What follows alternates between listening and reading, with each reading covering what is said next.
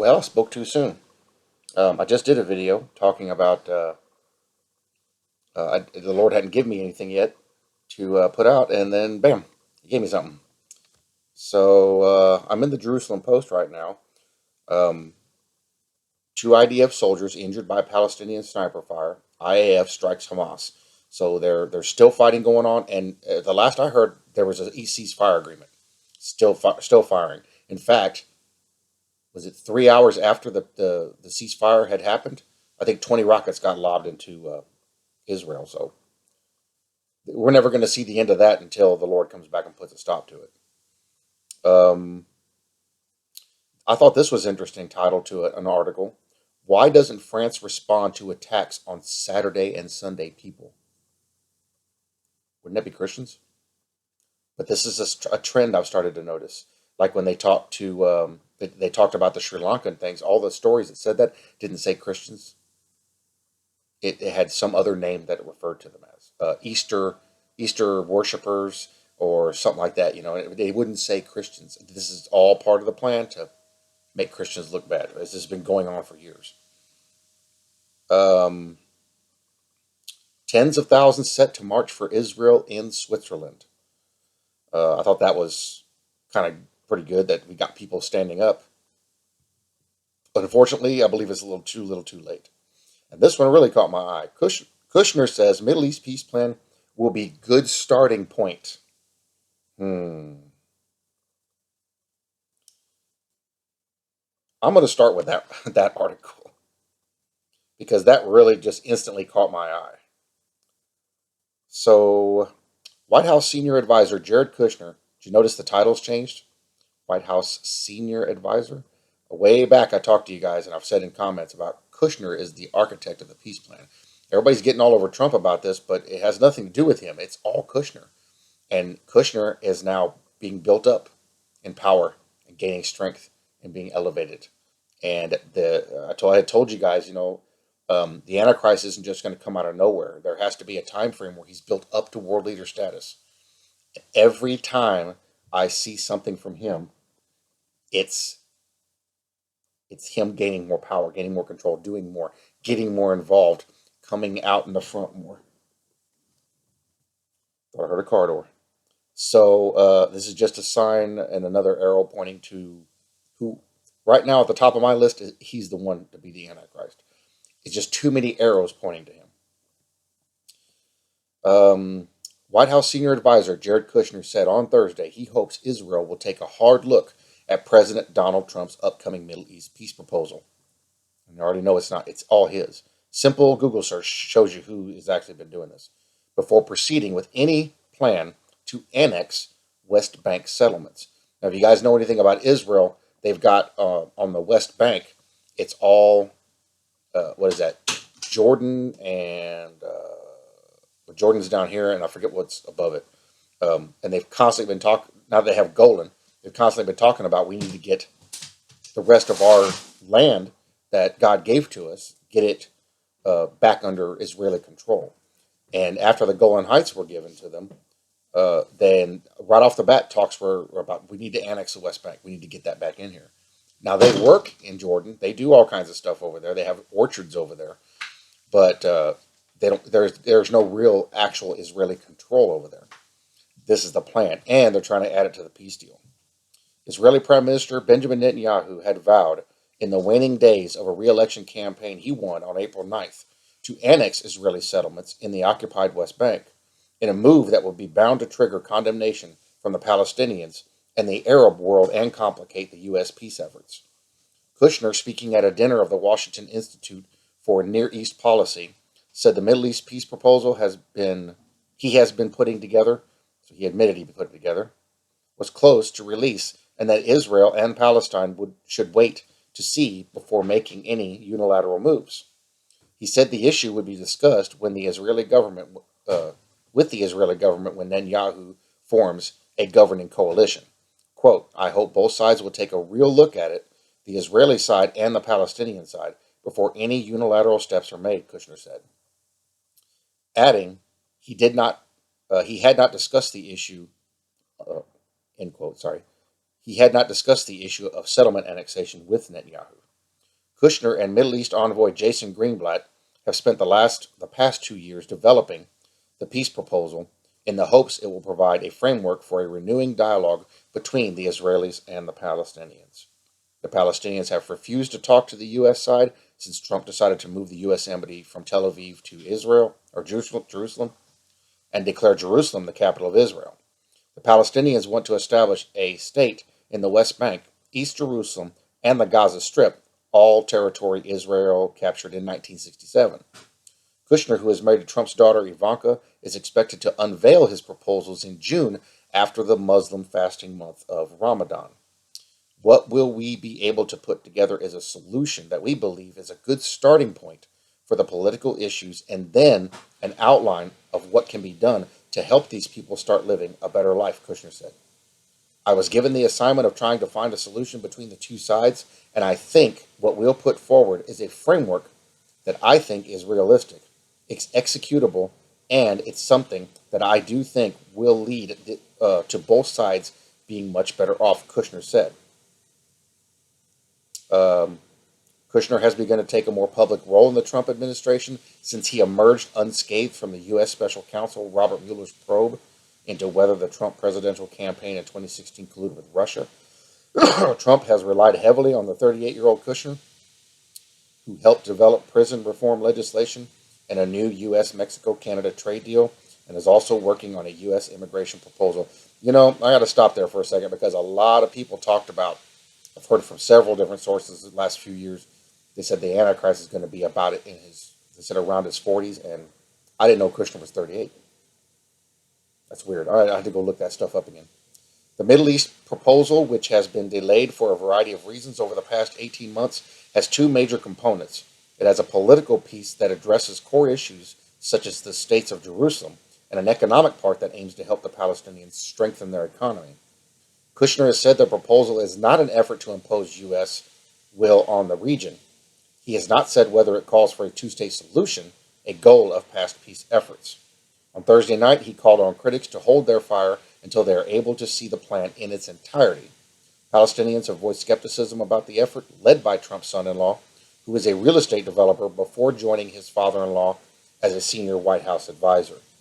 Arab officials and analysts believe the plan is likely to be decidedly pro-Israel, since the Trump administration has taken a tough line toward Palestinians, cutting off aid and ordering the PLO's office in Washington shut. Greenblatt has said U.S. negotiators expect Israelis and Palestinians will both be critical of some parts of the plan. So you guys see where that's going, and reading that, to me, just reinforces what I think about Kushner. Could he be the Antichrist? I have no clue. All I'm saying is he's at the top of my list because a lot of arrows point directly to him. More than Obama, more than a lot of people think it's Trump, more than him, more than, what's his name, Macron. This guy here, all the arrows point to this guy. And I get a really unsettling feeling about him.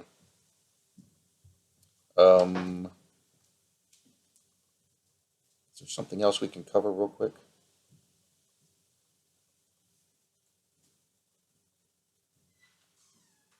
Why does Israel need the American peace plan? All right, let's touch on this and then we'll cut it. What in the world? Okay, here it goes. So, sometime next month, the United States will unveil the peace plan it has been working on amid great hype, hope, and attention ever since President Donald Trump moved into the Oval Office in 2017. What the plan contains is a closely guarded secret in Washington, Jerusalem, and Ramallah. Three people hold the keys: senior advisor to the president, Jared Kushner, Mideast envoy Jason Greenblatt, and U.S. ambassador to Israel, David Friedman. Each of these men has a small staff that is also familiar with the plan, and to their credit, very little has leaked out until now. Here is what we know. As first reported in the Jerusalem Post a few weeks ago, the plan will be unveiled sometime in June.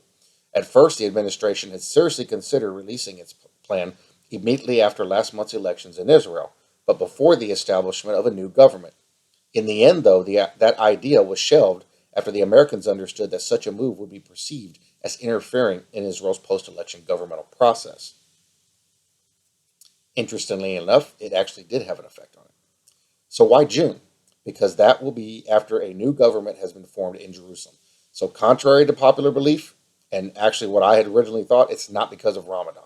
I thought they were waiting for them to get done with their fasting to make decisions, but that's not it. Netanyahu is still building his government. I had mentioned in a previous video he had actually had to get rid of some people that were currently in there because they were had been planted by the other side. So he's trying to get everything assembled and get everything built, and they want to have everything ready before they do that. So now you guys know why this peace deal was moved up.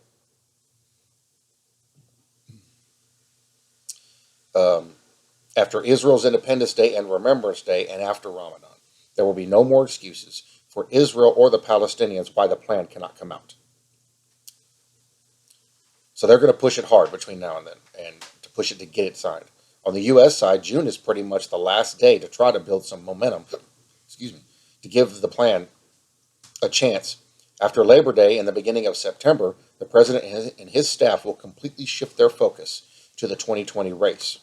Their ability to invest time, energy, and other resources in trying to mediate a peace deal in the Middle East will be severely limited. And if the past has shown anything, without buy-in from the president himself, there is almost no chance a plan can succeed. While the plan is not yet public, based on conversations I've had in recent months with Israeli, European, and U.S. officials, it seems we can expect the so-called deal of the century to be the most sympathetic, pro-Israel, plan unveiled to date. First, it seems that the plan will not call for the evacuation of Israeli settlements. All, or at least the vast majority, including isolated ones, will be allowed to remain. And remember, I had mentioned that before, that they are going to give them citizenship. Second, the plan apparently has some interesting things to say about the IDF's continued presence in the West Bank, and particularly the Jordan Valley. Third, while it seems the Palestinians will get some sort of presence in Jerusalem, it will be minimal and in areas which 99.9% of Israelis have never visited. Such a plan breaks a lot of conventional wisdom when it comes to Israeli-Palestinian peace. The continued presence of settlements in the IDF in the West Bank are enough to keep the Palestinians far away from the negotiating table. This is where the plan potentially gets interesting, and the issue on which American officials are quietest. How will they entice the Palestinians to engage? This is especially complicated at a time when the Trump administration is almost completely boycotted by Ramallah, and when PA President Mahmoud Abbas doesn't miss an opportunity to publicly attack the president. Here the strategy seems to be split into four. First, there are Gulf states, countries like Saudi Arabia, Bahrain, and the United Emirates, that Trump has been trying to woo to his side to help pressure the Palestinians to not immediately reject the plan. Now we know why they didn't say nothing about all the beheadings. Second is to drop a large amount of money on the table, enough to force the Palestinian leadership to think twice before rejecting. That will probably work, knowing those people. Third is what seems to be a strategy on the part of the administration to use the plan to reach out directly to young Palestinians. The message will be something along the lines of, "We are trying to help improve your lives, but your leadership is stopping us." The hope will then be that pressure from the Palestinian street will get Abbas to join the negotiations. And fourth is a declaration by the administration that it supports the establishment of a Palestinian state, which, while it might not have an army or even full control of its borders, would still be able to call itself a state. While this might not seem like much, the administration has until now refrained from endorsing a state. What will come of this? It is difficult to know. On one side, there is Abbas, who seems dead set on rejecting any proposal Trump and his staff put on the table. On the other side is Netanyahu, who is in the midst of negotiating the establishment of his fifth coalition with a partner, union of right-wing parties, that is adamantly opposed to any concession to the Palestinians, even if some small steps translate into big plans or big gains for Israel. This is without talking about Netanyahu's own Likud party, which has strengthened its far-right branch in recent years. There, too, it would be difficult to authorize a Palestinian state. The question I wonder about, though, is why does Israel even need this American plan? Why doesn't it simply decide for itself and by itself that it wants what it wants and then implement that vision? Why does Israel, a country known for its amazing innovation and courage, need a foreign sovereign power to draft a secret plan that will one day be dropped on it? Does it not have the ability to decide what it wants on its own? Interesting question, but Us, reading the Bible, we know exactly why this is being done. And like I've stated before, um, Pompeo is on record, and the other guys are on record as saying they know what they're doing is fulfilling Bible prophecy. So next week, Israel will celebrate 71 years of statehood and independence. This is an amazing achievement. From a nation of refugees, we have become a military and economic power in 70 years. I did a video yesterday talking about that, how strong they are, and it's actually amazing. Do we not know how to decide how to end our conflicts and work towards peace? If he only wanted, Netanyahu could decide to do whatever he wants when it comes to the Palestinians. Now, in the midst of coalition talks, he could form his next government around the issue if he were to suddenly decide tomorrow morning to negotiate a two-state solution, which I'd reminded you guys, Trump said that. It's not in the peace deal, but he's given them the option to do it. He'd likely be able to bring blue and white into his government. Oops, and I just lost the article.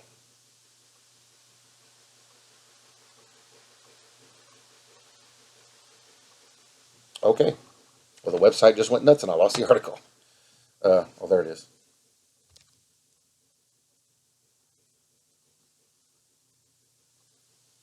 Nope, there it not is.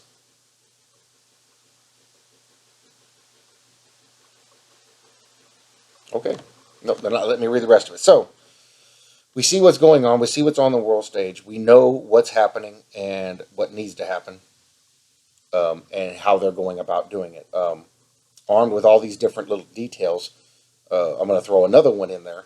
Behind the scenes, the Kabod, the Sanhedrin, and the Orthodox Council that are in Israel and Jerusalem are working towards pushing this because their driving force is getting the temple built. And they know they can't do it right now because too many people are going to oppose it because they think this is going to be pushing them out of the way.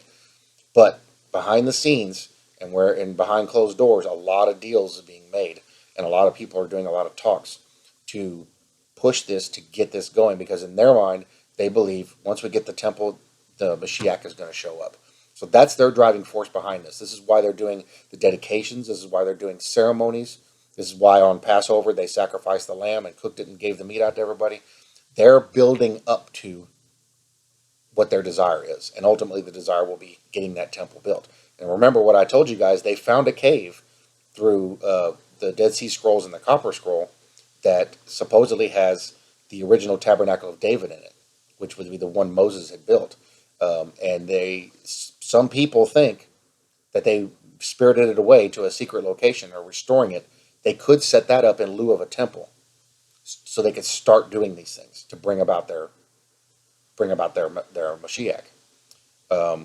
So who knows? Right now we've got about a month. Yeah, we got about a month for a lot of things to happen. So we'll see. We just keep our eyes on the news reports and the world stage and see what happens. But right now, everything is it's fluid. The whole situations are fluid. Venezuela's coming apart. Russia put nukes in Venezuela? They've actually put them down there and stood them up. So everybody's kind of watching real close to what Russia's doing, and they've already made a few threats. So we're watching, guys. We're keeping close. But the one thing that we know for sure, the one thing we know we have that is a constant that will never change is salvation through Jesus Christ. And that's the most important thing. No matter what we see, we're not to be scared of it because we know what's coming. He told us in the Bible what's coming. And he told us what to do and gave us the instructions to how to handle it and where to be. So keep reading, keep studying, keep doing research, keep to find yourself approved, keep making sure you're there. And anybody that you think you can get in there and start a conversation with, try it and see if you can maybe start planting some seeds. Because even if we plant the seeds now and everybody's taken away, those seeds may still grow in the first part of that tribulation. I love you guys. I bless you all in Jesus' name, and I will see you in the next video.